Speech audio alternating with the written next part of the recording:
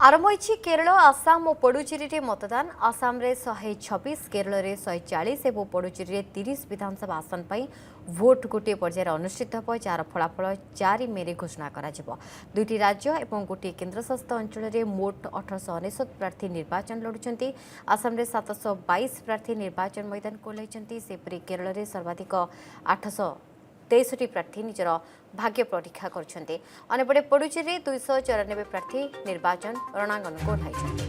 केरल आसाम और पुडुचेरी मतदान चली सकाल 7टारू भोटिंग आरंभ होती। आम जमी कहते आसाम कथा कहतु केरल कथा कहतु हाट्रिक विजयर से कथा उठुची पुडुचेरी कि भाव निर्वाचन रोचे तापर नजर रहा निर्वाचन प्रचार आम देखुले कि भाव रही पूर्व चर्चा कल्पना जल्पना किंतु आज भोट समय भोट दौरान मतदाता निर्वाचन फलाफल को अपेक्षा जो प्रचार करा पूर्व मेंट को लेकिन जो आलोचना होती जो भाव प्रचार आरोप प्रत्यारोप सबूर आज फैसला आज जनता ही भोट देउछंती।